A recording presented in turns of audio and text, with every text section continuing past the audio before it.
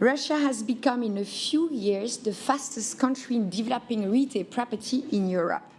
He worked as an advisor on well-known shopping centers such as Atrium, Metropolis, Auchan, and also on one of the largest Russian investment transactions, the sale of SEK Galleria in St. Petersburg. I am even more delighted to welcome this afternoon our Russian keynote speaker, Mr.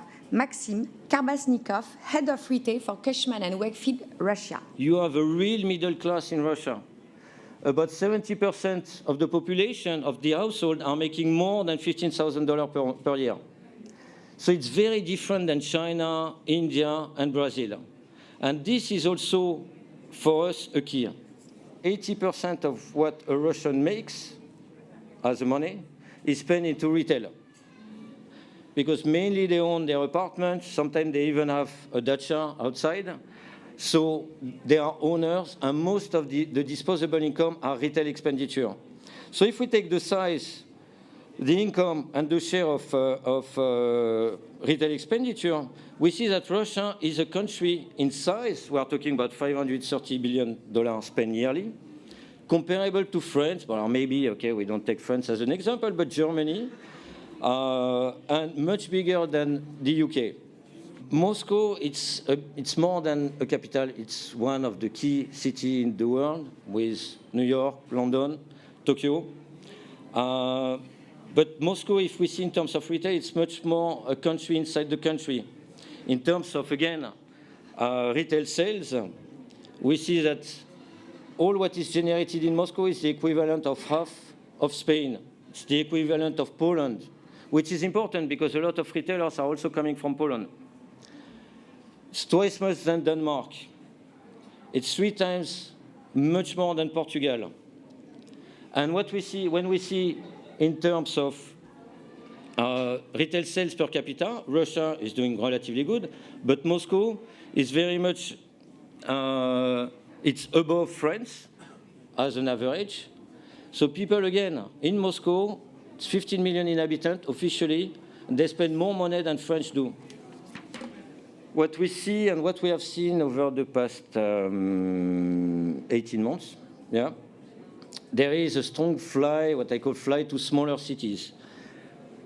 Up to 2005, we were mainly Moscow, St. Petersburg. From 2005 to 2008, it was the city millioniki, it was the big thing. Mega, the largest developer today, or owner of shopping center, had a rollout program into the city millioniki, and which they have realized, about 12 shopping centers.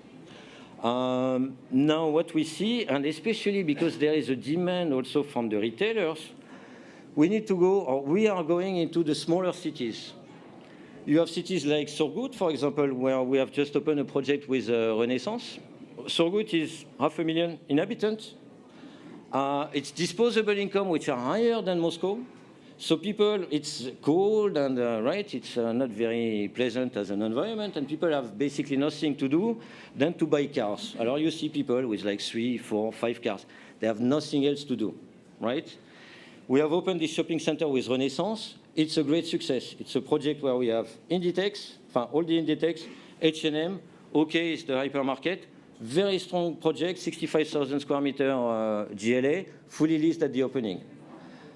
These kind of cities are not only so good because of the disposable income, but it's relatively untapped market. And the good thing is that you speak to Inditex, for example, we are speaking about it. It's people, they plan to go into all these cities, even cities which are less than 500,000 inhabitants. The real focus today is on the concept, the mix, to build a shopping center around the customer. For global retailers, the need to ensure growth, okay, you can open 100 shops in China on a yearly basis, which most of the retailers are doing, but they are not making money there. The China is the bet that, okay, in the future, people will have money and they will spend into the stores. In Moscow, in Russia, this is happening already now. The thing is about the customers, and especially the Russian customers. Imagine that in Moscow, 95% of people having an IP address or an internet connection have purchased once on internet. People are connected. They buy on internet. You still have limits because today there is no proper deliveries. Basically, you order on internet and somebody is coming to deliver. You wait for him 5 hours because he's blocking the traffic. You need to pay in cash, so it's not very well done. But it's changing again. 3 years ago, we were saying, oh, no PayPal. Now we have a PayPal system already. Smartphones, and you see the Russians, they have always like the latest smartphone, okay? You have, I don't know how much Apple is doing in Russia, but it might be huge. You have a new iPhone 5 coming. You see already everybody with an iPhone 5. 30% of the sales, it's smartphones. It's our clients. We can keep the dialogue with them, and this is the very good thing. Online market is still very relatively small. Okay, we are talking about 10 billion compared to the 530 billion, so it's relatively a small share.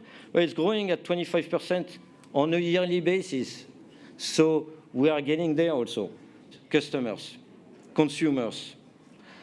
Consumers are changing quickly. We have seen that being here, there is nothing like to be ashamed. Sometimes people, they say, yeah, okay, in Europe, in Russia, it will never happen. In Russia, it happens before it happens everywhere. People are leapfrogging the generation. We are a BRIC country still. Let's not forget about that. So all what the experience on which we have built, then we are jumping generation of developments. It's getting very, very quickly. People are specific. They are demanding. They are connected.